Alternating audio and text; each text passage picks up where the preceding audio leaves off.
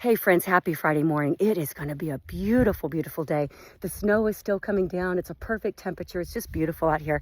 Hey guys, I wanted to share something that was on my heart this morning, something that I really, really hope blesses you. I had a very timely Bible study this morning in light of what I was talking about yesterday. And it's this time of year that most people are making their New Year's resolutions, right?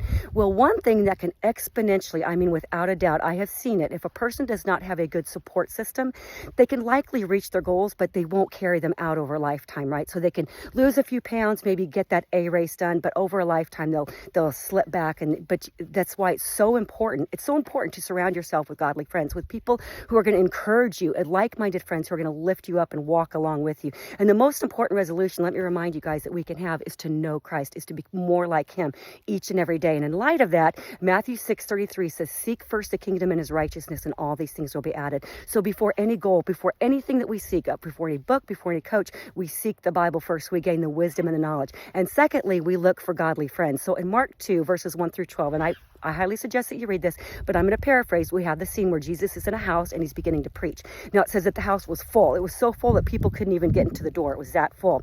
But there was a paralytic man who was in need of healing. And luckily, this paralytic man had 4 friends that loved him. And the story says that they took the paralytic man, they made it to the roof, which means they had to take him up the steps. So they had 4 corners of his mat, right? 4 friends got him up the steps, and then they said that they opened up the roof. Now this opening up the roof means they had to dig and they had to tear fabric. This was not going to be easy. And then they had to lower the man down into the house in front of Jesus. Now they had to have the faith that Jesus was going to heal him, because how was he going to get out? They couldn't even get into the house, much less get this guy out.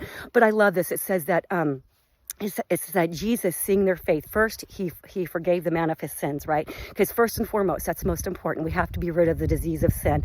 And it says that there were some teachers of the law that were like, what authority does he have to do this? Well, they would soon find out that Jesus not only had the authority to heal, to forgive the man of his sins, but to heal him. And he said to the man, he said, "Get up, take your mat and go home." And I love this part because it's a mic drop moment, because it says that the man got up and he walked out of the room in full view of all of them. Do you just love that or what? But this is our God. But this is the advantage of having godly friends that will walk with you through trials, that will cry with you when you need it. Having godly friends is so it's so undervalued. But I highly suggest that on your list today, if you're making your New Year's resolution, first and foremost, to be more like Christ each and every day. That's number 1. And number 2, find a circle of godly friends that will help you do it. I tell you guys, it will make all the difference in the world. I'm going to finish up my run, and I have the day off today, so I'm going to go enjoy some time with Sweet Larry. It's going to be a great day.